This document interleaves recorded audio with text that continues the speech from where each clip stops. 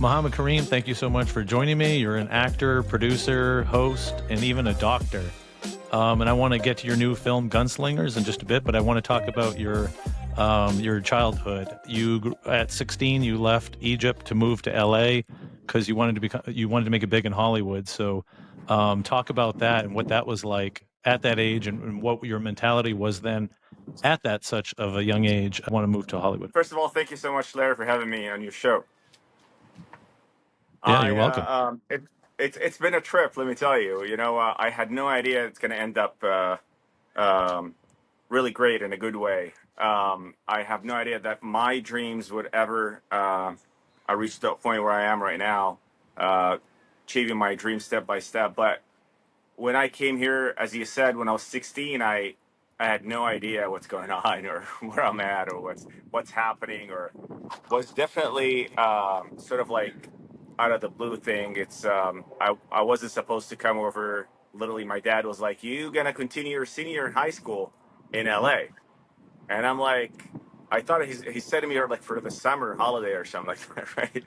And then I end up taking the senior in high school. Was one of the best things ever happened to me, and that kind of changed my life actually. From different perspective, and it was pretty cool. And I had to go back because I got accepted in medical school in Egypt, and that was like kind of deal with my parents. It's like, hey, you need to get back. I'm like, why? I'm happy here. Like, leave me here.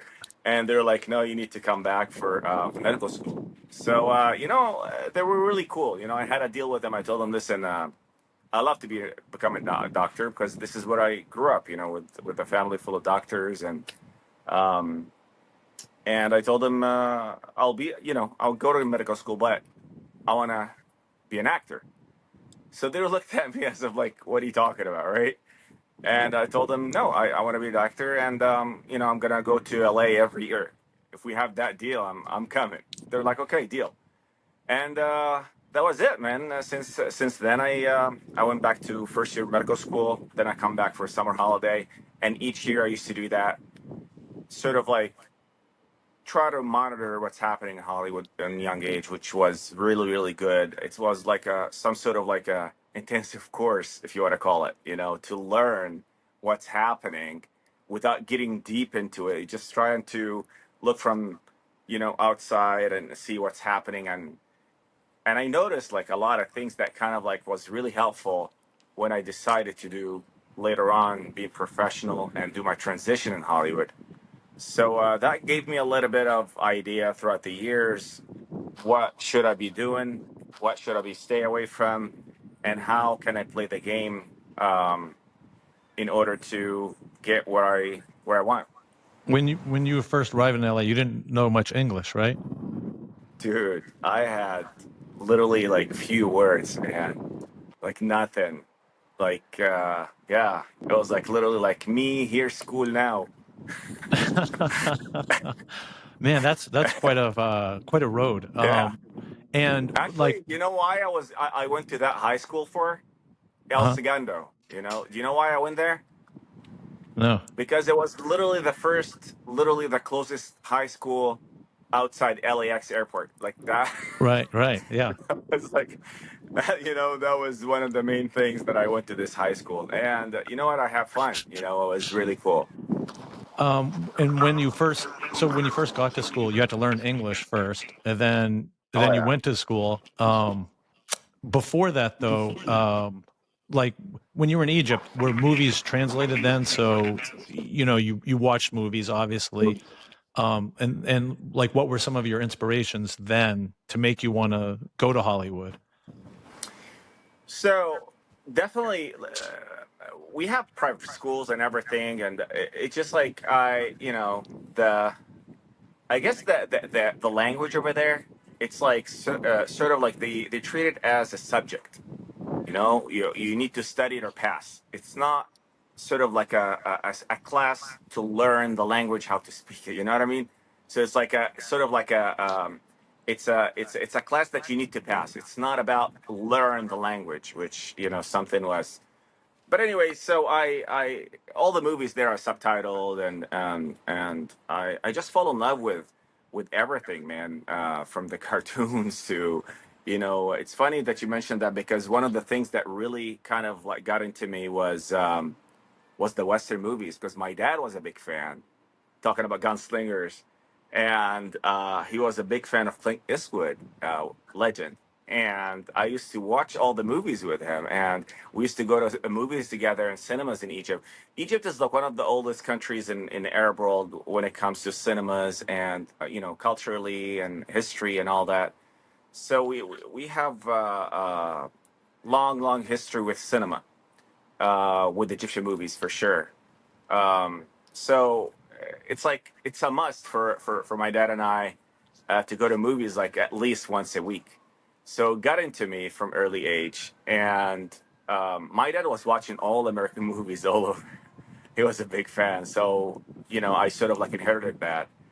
And he was a doctor here for a while, and he was going back, so he knows exactly how important it is to come at an early age and to learn and to see different people, see different cultures, and to respect other thoughts and other cultures and religions and all that.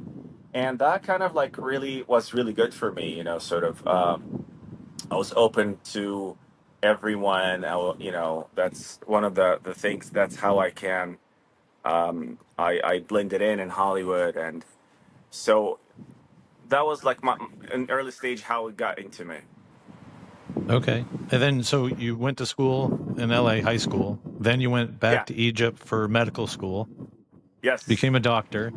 And then, but Yeah. you were going back and forth to LA. So, Every um, year, every year, taking some classes, acting classes, seeing acting coaches, going to studios, let her learn what's happening, seeing all okay. these people that it was Yeah. kind of Larry, it was like kind of wave.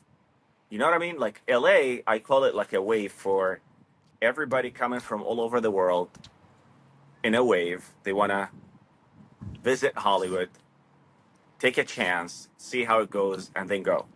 Right? So just little, number that kind of sit and continue, be persistent because it's so hard. It's not easy. Yeah, and it sounds like from the beginning, a lot of actors that I've interviewed over the years, it's like, yeah, I moved to LA to try to make it, and I always say, were your parents on board with this? And they're like, no. And it Absolutely. sounded like you kind of made a Absolutely. deal with your parents that you were like, okay, I'm going to go there, I'm going to go to high school, but I want you, but your parents said, yeah, I want you to become a doctor, and it wasn't something that you were probably opposed to going to medical school. I don't know many people that would go to medical school to appease their parents if they weren't interested in it. Um, Yeah. Yeah, but I had to, but you know what? yeah. I also liked it. It wasn't like I was hating it. It was like it just like I was like in not a conflict, but I was like in the middle of going to the hospital and clinic, right? And also going to the studios while I was doing medical school. I started doing acting, in Egypt. So it just like feels different, man, when I walk into studio versus going to the hospital. For me, more pleasure was definitely going towards the studios. So that's how kind of like got me into this. Okay, and that ultimately led to your decision to pursue acting full time and not just, I assume like if you get your degree as a doctor, then you know your path. It's a very defined path. Where I feel like if you're an Yeah, actor, for you sure. still got to kind of, go through the whole like thing of auditioning and sending out tapes and meeting with directors and casting and all of that stuff. You know, one of the things that I learned from my early visit to Hollywood is how can I do this without doing it like the same way that everybody's doing it? Make sense? Hmm. So I was trying to learn from all my friends' mistakes or other people's mistakes, sort of, right? So I was like, okay, so if I come to Hollywood with zero credit, I'm like no one here, and just try to do auditions just like anybody else, and I keep doing this. God knows how long this is gonna take, right? And you're not sure if you're gonna be lucky or not, but you have to go through this process. So I thought, while I was in medical school, I think it's smart to create and establish an acting career over there, become a very successful over there, have a fan base over there, have really good credit in terms of movies, series, also. hosting shows. And then when it's the right time for me to, and I'm ready, I'm qualified, that I can compete with my peers here, now I can do that transition, right? And it was like a very, very long process and long sort of plan, long-term plan that I had to put together. But I think it worked, you know. I did my transition when I was ready, when I had a lot of movies and series. My movies toured, my Arabic-speaking movies, my Egyptian movies toured around the world, Cannes Film Festival, you know, here in the U.S. And then when I reached the point that I, you know, okay, so I kind of like did what I wanted in terms of that region in the Middle East. And I always wanted to do my dream, which is Hollywood. I think it's the right time to do that. And I always wanted to do something that it's kind of like not a lot of people can achieve. This is my challenge. I always like the challenge. I don't know why I always love to get into the tough life, man. I don't know why I'm torturing myself. You know, I could have been like a happy kid doing like, you know, what my parents were doing and be, you know, a Yeah, sure. doctor and just, you know, I don't have to go through all this hassle, but I just wanted to do something for myself that I can say, hey, I started this from scratch. Nobody ever helped me out. I had to do it myself. And even though when I made it in that region, I'm talking about like in Egypt, now I have to go somewhere else and start even again from scratch, but like in global level, which is really, really freaking hard. And that was like a better, for me, was a better challenge and kind of like my old sort of like dream that I want to achieve, right? And I did it, man. You know, I just, I had no idea what's going on. I had no idea if I'm going to achieve it or not.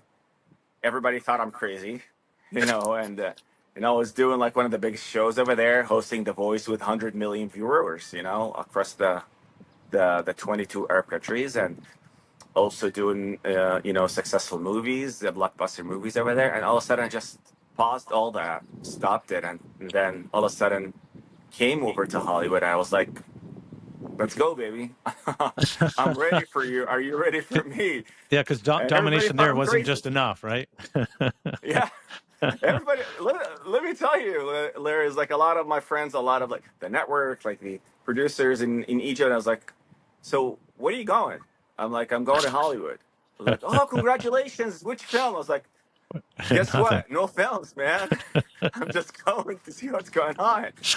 And they're like, oh, you're crazy, man. And let me tell you, 99%, maybe not, maybe 100% thought I'm like, oh, never going to make it, you know? And that Yeah, they're for like, oh, me he'll be was like the back. fuel. Yeah, yeah, Yeah, I'll be back, right? yeah.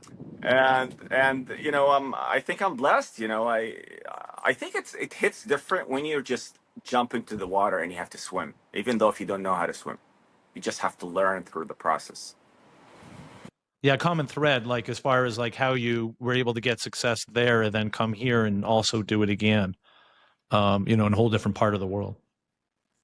You have no idea how scary that was, Larry. It was very, very scary. The fact that you're like you're always doubting yourself. You know, you're always saying like, what am I doing? Keep like, I had to go through over 2,000 edition, my friend. Right? Not even scoring one, right? And I always, every time you do that, you're like, why I'm doing this? I was really successful over there. I'm doing my, you know, the thing that I love. You know, everybody knows you're over there. Like, why would I do this? But there always, I had that really sort of like voice in my head, like, no, continue doing what you love. You can get there. And it just there were a lot of time that I was really really down and depressed and all that, you know. It's maybe right now it kind of like looked like, hey, oh, this guy came from Egypt and then now he's successful and, you know, started doing the things that he loved in Hollywood and doing film after film. But it's like deep inside, it's not that kind of like beautiful picture, sort of like, right, like, no, there was a lot of obstacles and on the way and a lot of different stuff, and you just had to learn a lot from different people, and you met a lot of like nonsense things that you need to filter throughout the journey, and I'm just glad, you know, that it was a package for me to have all that, and even here to meet a lot of people that didn't know, they thought that you just like another guy coming from, internationally, that you just gonna do like a couple of roles here and there, or maybe you're not, or do like the stereotype sort of like typecast stuff that I never did, thank God. And I absolutely was like, didn't want to do any of that. And I was like, I challenged them, I challenged myself, and here we are, man, having an interview. This is it. Do you remember what your first big break was, Yeah, and where you felt like, oh yeah, like I made it here. I finally, I did it. there was a Score to Settle. We shot that movie. Um, was Benjamin Bratt, Nick Cage, and a lot of great actors. And I shot that movie over there. And it was a big role, It was like either I kill Nick or Nick kills me throughout the movie. So it was like that kind of revenge between the two. And I felt, when I had that role, I just felt like, everything is kind of like started to sort of like rewarding me right now. Like I feel like, yes, you went through a tough time. You took a lot of risk. You went all in, and you didn't know if you're gonna succeed or not. But hey, this is, because of you believed in yourself and kind of like continued pursuing what you love, right?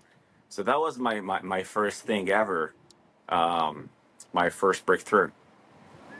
And it's a good transition because your new film Gunslingers stars Nicolas Cage, Heather Graham, Stephen Dorff. So what talk about like this film and what drew you to it? Was it the It, script, the part? totally different. It was like this is right and this is left. Like totally got nothing to do with each other. Like yeah, in the first one, Score to Settle, and don't forget it's like how many years? Like 6 years in between, right? So that was like that got released in 2019. That Score to Settle, and Gunslingers got released last month, right? So that's 5 6 years, my friend, right? um, but like in Yeah, I terms mean, of I know that there roles, was a lot of acting in between that, but I mean, yeah, like as far as like where you had that big break, Nicolas Cage was in the movies and this one, yeah, so that's kind yeah. of that transition. I mean, I was saying it was total different role, kind of like. So in the first one, we were like kind of like chasing each other, two villains in movie, right? This one, we're together, like really, like there is like some sort of like a solidarity that we're trying to do. We're in one town. We both try to protect this town, try to protect our friends. We take up each other's backs, and we're always there for each other, with the other gunslingers. So basically, it's a town that Hoodoo, I play Hoodoo, was one of the gunslingers, and basically everybody there is something that's chasing him from the past, right? And everybody's hiding from something. Each one got his different story.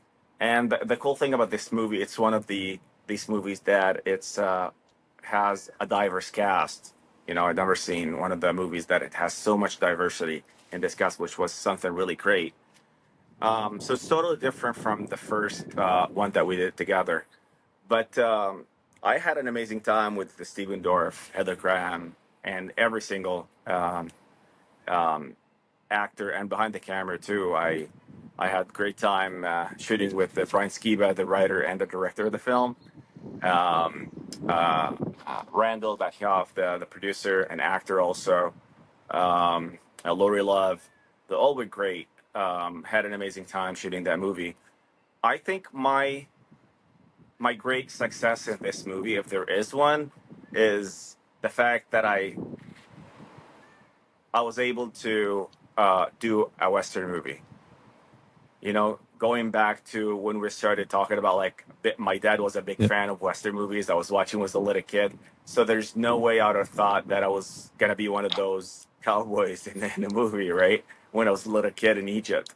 So I think it's one of the biggest steps that I've done so far in terms of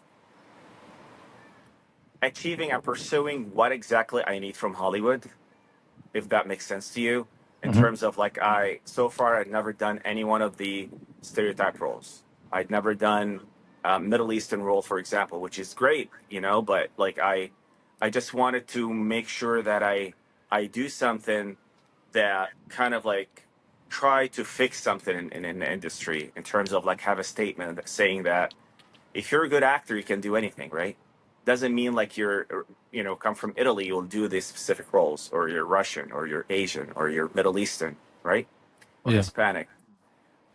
So the fact that I did A Day to Die, with the legend Bruce Willis and, Frank Grillo, Kevin Dillon, playing a detective, not even, you know, just a regular guy, man. He's a cop, doesn't have to be like, not because I'm Mohammed, come from, originally from Egypt, that means I have to do like Arab roles, right? Right. Which is, Yeah. You don't want could to be be good typecast. roles if there Yeah. is one, but I had in mind that I wanted to do something different in Hollywood, kind of like open up the door for other people that really great actor, but don't get the chance to say, hey, we can do these roles as well. Okay. And a film like that, how long does it take to shoot? And is it on location? I'm just curious, like the technicality behind such a I production think like that. it took about maybe a month or so. Yeah, it was in Kentucky. We shot the whole movie in Kentucky, and everything was Oh, built over okay. there. So that's why it was Oh, like kind of like didn't take much time because everything was set, everything is ready. We had an amazing crew and people on production. okay. And then you also are a producer. So what drew you to that aspect of Hollywood, and what kind of projects or would you say yes to, and why? Like what storylines, and what would make your decision to be in front of the camera or behind, as a producer, depending on the project? The things that I would love to produce or co-produce is the things that kind of relates to me, right? So I'm working on right now in development and pre-production in three different projects that I'm involved with production wise as a producer. And what I say like related to me is like one of them is an Egyptologist, right? So it's just a chance to show the world like the right sort of like portray the right image of like the ancient Egyptian. It's not like Egypt is not just like about mummies running around, It's there's a lot of deep stuff in there, and there are a lot of really great, interesting um, history in there that could be done in a great drama. So this is one of the things I'm working on. That got announced before on Hollywood Reporter. Also, a new project that I just got announced in Cannes Film Festival in Deadline, and I'm really excited for this one. It's a desert race movie, and again, I'm shooting this movie between U.S., particularly in Arizona, New Mexico, and in the Middle East. So it could be Egypt, could be Saudi Arabia, could be in Dubai, Abu Dhabi, right? And I think it's a great movie that I'm working on right now, and it just got announced that I'm producing, and I'm leading the film as well as an actor. So I'm really excited for these two.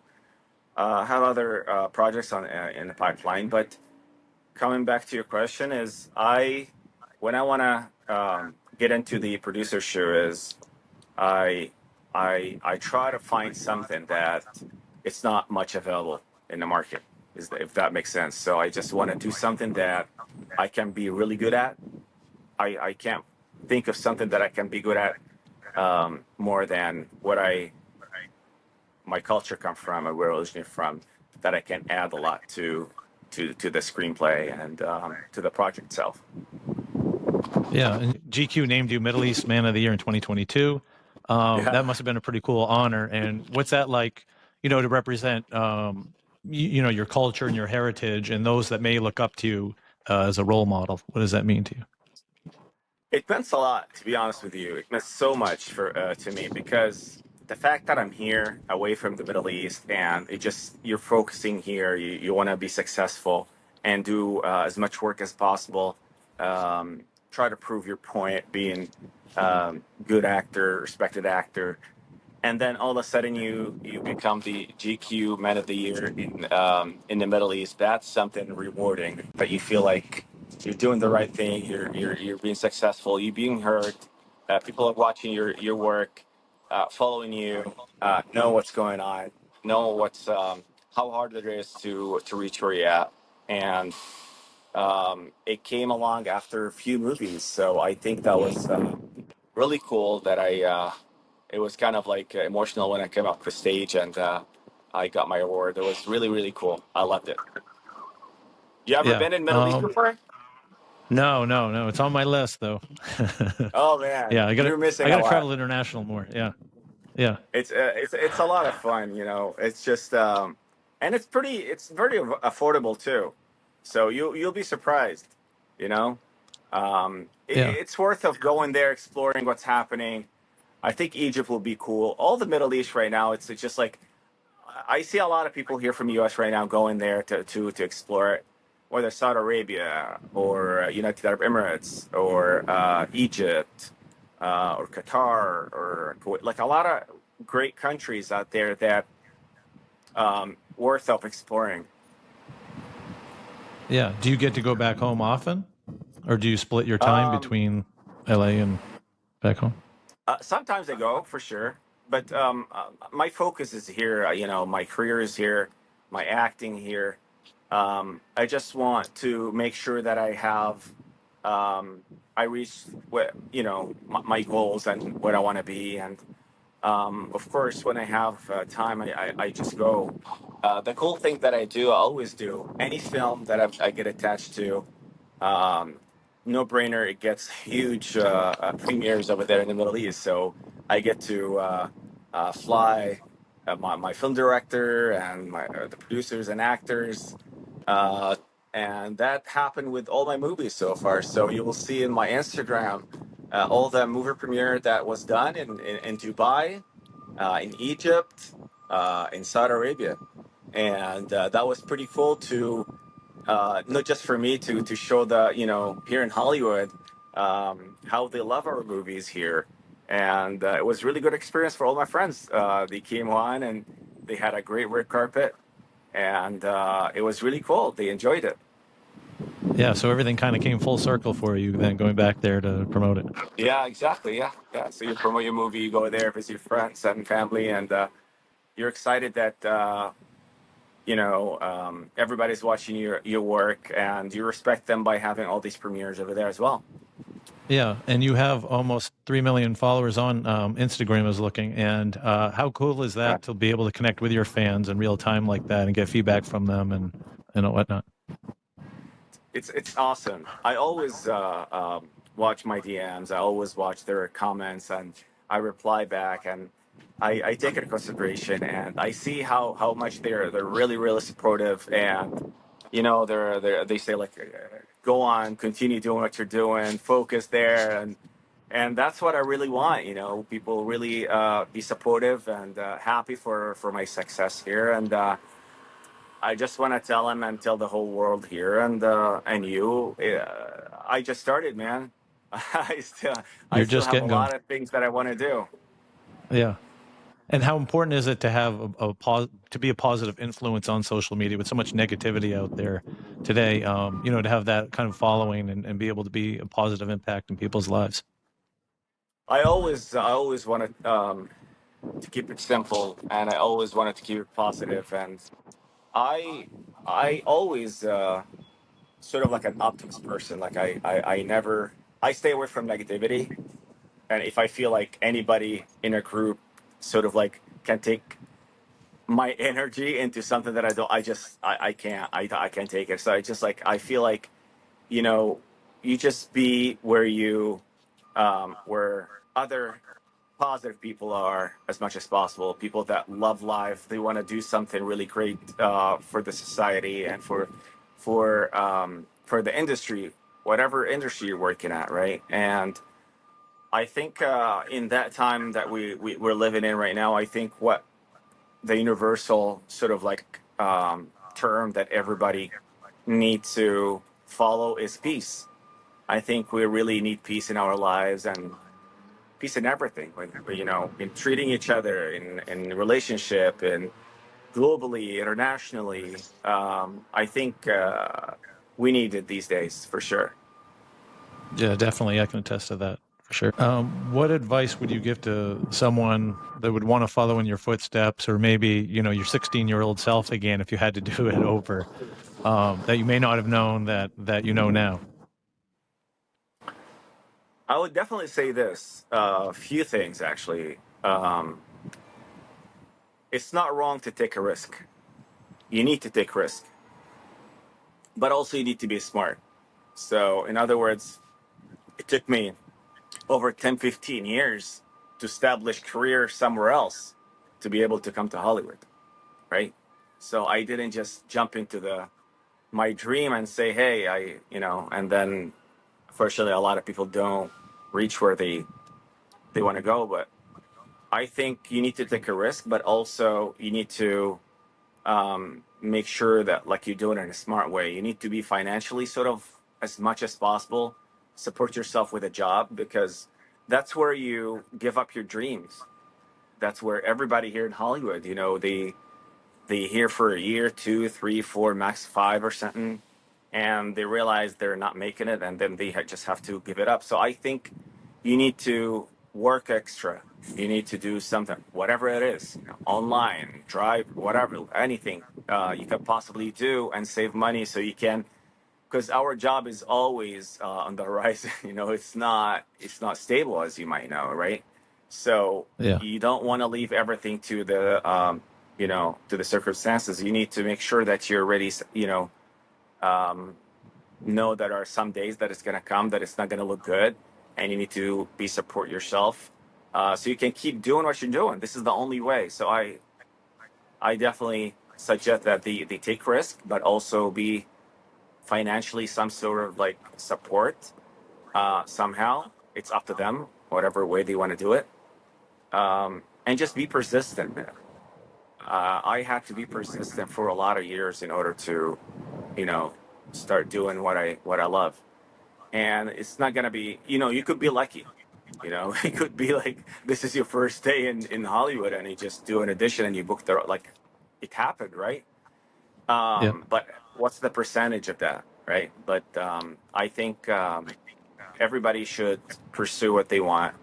They should follow their gut and follow their dreams, but also I would suggest have a degree, something that might help. This is my plan. I always had a B plan. I have to have a plan B, man. It just you cannot just jump into water and say, hey, I'm here. You need to have Yeah. different plan, and it's not wrong when they say, I know it's really cool when you focus on one thing. Great. If you can afford that, if you can have the support to focus in one thing, that's absolutely great. Just keep doing it. But if you can't, then it's better for you to have different plan always, and just to make sure if plan A didn't work, you have plan B, man. So you don't, um, regret. Yeah, and I can honestly say of all the actors I've ever interviewed, being a doctor as a plan B is probably the safest bet. And only one. Yeah. Yeah. But yeah, that's interesting. No, So do I'm the first one ever that had the medicine as a plan B, right? yeah, yeah. Yes, Yeah. exactly. Yeah. I How can't think of crazy another that one. is. Or maybe that I haven't even interviewed. Yeah. I mean, just in Hollywood in general. Yep. Yep. um, I'm the crazy I guy. wanted to ask, yeah, do you think it's easier to break into the industry now with social media and being able to put your content out there and try to get it discovered? Or A is it lot of harder people do because that. there's so much saturation out there, compared to like days when you had to like send out a demo reel, physically in the mail and hope for a callback? Breaking through, you can. But the question is, after you break through with a viral video that's just going to happen, which happened a lot, right? What's next? Are you going to be able to handle what's after or no? Most probably they don't, because they're not ready, right? So, Hmm. answer your question through social media, of course, 100 million%. You can reach to a lot of audience. You can reach, get your voice out there. People can watch your demo reel or you're acting, whatever, but you just want to make sure that you know what's next, because breaking through from a one video, and it just happened it happens every day, right? With a lot of people, they do this video or interview on the street or whatever, and then it gets viral, and then if you're smart, you can continue. You will take advantage of this and build on it and continue to the career that you wanted to sort of like a place that you really wanted to pursue and succeed. But just like being just famous on the internet and that's it with no goals, I don't think this is going to get you anywhere. And there are a lot of really great examples of a lot of YouTubers that got really successful and they used their platform in a great cause and great things. And whether it's competition, whether it's like charities, whether it's like, giving hope for a lot of people. Yeah, I remember the YouTuber Mr. Beast. He was literally in Egypt at the pyramids. He did a great video. He was hanging out with my guys over there. So you could be successful with YouTube and videos and stuff and social media in general, as long as you know where you're going with that. Yeah, definitely. And I think also, I think acting, there's a craft to it. Some actors that I've talked to, they're like, yeah, you have to learn the craft. Yep. Where sometimes on social media, they don't, it's just putting out there and doing whatever goes viral may be great, but acting still requires that craft of learning that skill. Totally different. Yeah. That's why that transition from social media or YouTube into acting, it's if you think about it, it's not that much, right? Because it's different. Acting is total different craft. You can do really great videos and dancing videos and stuff, which is amazing. I watch them, I love them. But if you want to switch career, you need to be prepared. You need to study acting. You need to have an acting coach. You need to work on your craft, as you said. Yeah, sure. And where do you see yourself in 5 years from now? What do you want to be doing? Still more acting, more producing, traveling? 5 years from now, yeah. So 5 years from now, I want to be one of the highest paid actors in Hollywood. I want to be, my movies would be blockbuster. I want to be in Marvel movies. I want to be in studio movies. I want to tour all around the world with my work, and definitely working on something within the coming 5 years to do something really big and great. And maybe that's cool for you, but one of them is a TV series on one of the biggest platforms. So hopefully that will work, and that will be one of the greatest projects that I'm working on. So hopefully within the 5 years, we have another interview, and we replay that part, and we see how it happens. Exactly. Yeah, I was just going to say, yeah, you have to come back on the show, then we'll talk about it. We'll promote it. It would be my pleasure, Larry.